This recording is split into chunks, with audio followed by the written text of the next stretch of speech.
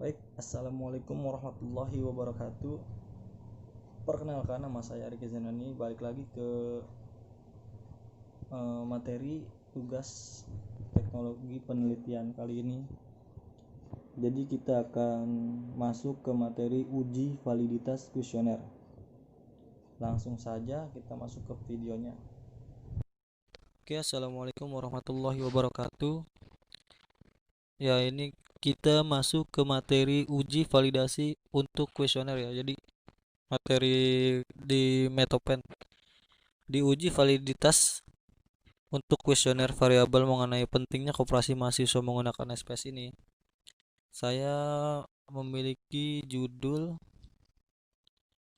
yaitu judul penelitiannya pengaruh persepsi mengenai koperasi mahasiswa untuk mahasiswa di Politeknik Gajah Tunggal. Nah, di sini saya sudah menyantumkan sekitar 5 pertanyaan, dan itu ada 5 scoring juga. Jadi scoring jawabannya itu yang pertama sangat setuju itu bernilai 5, kemudian setuju bernilai 4, ragu-ragu bernilai 3, tidak setuju bernilai 2, dan yang terakhir sangat tidak setuju itu bernilai 1. Nah, di sini juga ada langkah-langkah uji validitas menggunakan SPSS. Nah, apa aja sih langkah-langkahnya? Yang pertama adalah ada untuk memasukkan data ke nanti aplikasi SPSS-nya. Kemudian ada analisis.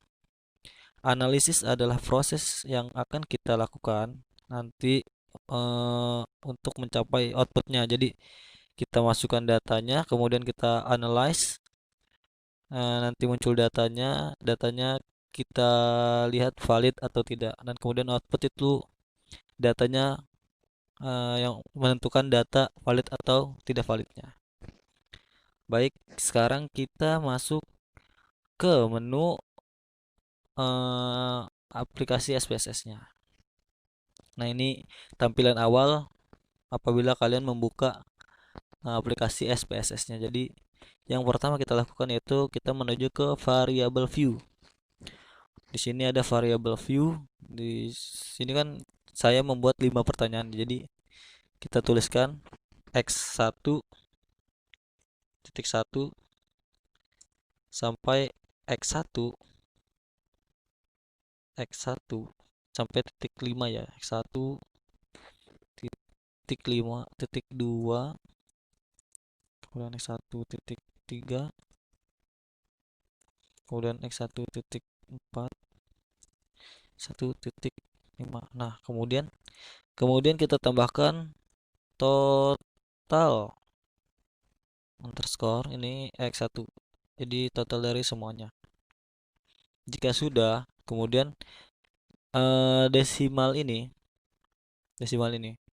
kita ubah ke angka 0 karena kita tidak membutuhkan desimalnya, tidak memakai angka desimal. Nah,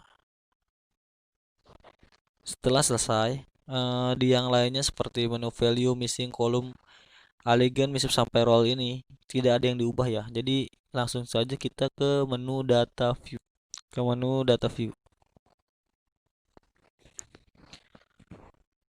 Nah, jadi ini udah ada menu data view-nya. Kemudian kita masukkan data yang sudah saya masukkan tadi sebelumnya.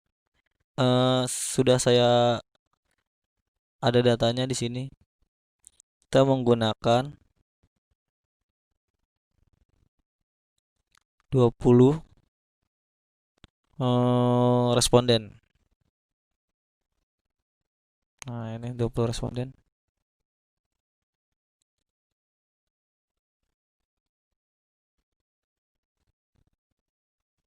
Ini 20 responden ya.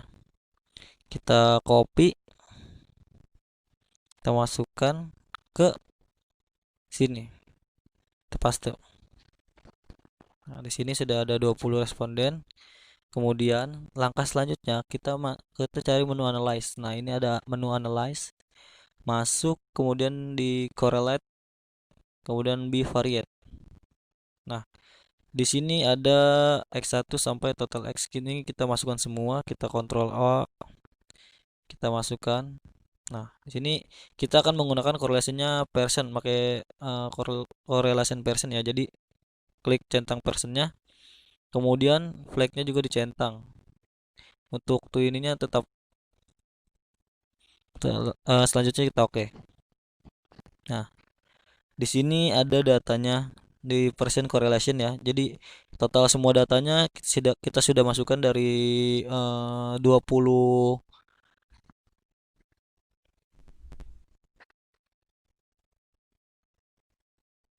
dari 20 responden ya. Jadi ini ada totalnya, jadi ada 654, kemudian sampai eh, di X 1.5-nya. Nah, dari sini saya sudah membuat ringkasan gimana sih cara di sini gimana sih cara untuk kita menentukan data itu valid atau tidak. Di sini kita akan masuk ke menu ini dasar pengambilan uji validitas personnya. Di sini ada beberapa poin ke pembagian dari nilai hitung dengan nilai tabelnya. Nah, di sini jika nilai hitung lebih besar daripada nilai T-table, data dinyatakan valid. Kemudian jika nilai T hitung lebih kecil daripada T-table, itu data dinyatakan tidak valid.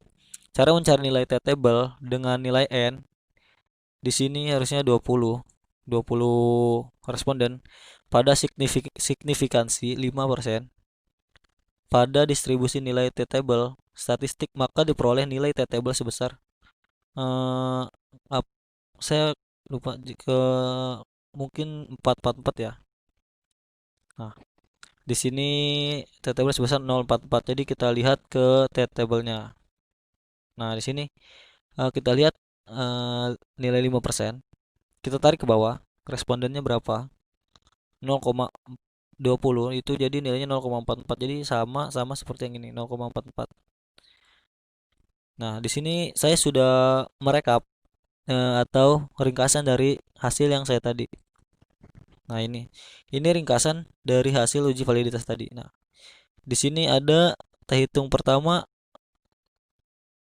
itu 0,0,5654. Di sini ini 1 2 3 itu nomor seharusnya 0,5654, itu datanya lebih besar daripada 0,444, jadi datanya valid. Ini 0,254, lebih kecil kan daripada 0,44, jadi datanya itu tidak valid. Bagaimana sih kita menyatakan atau kita harus memvalidkan datanya? Itu mungkin ada beberapa cara. Jadi cara yang pertama, kita ubah kuesionernya, atau kita ubah kuesionernya kemudian kita kirim ulang ke apa respondennya. Nah, cara yang kedua, kita tidak pakai data dari yang tidak valid ini. Jadi kita pakai 3 data yang valid saja. Gitu.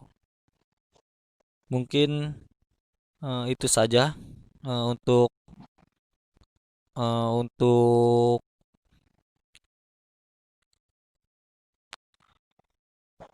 untuk uji validitas kuesioner kita kali ini. Sampai ketemu di pertemuan selanjutnya. Terima kasih. Assalamualaikum warahmatullahi wabarakatuh.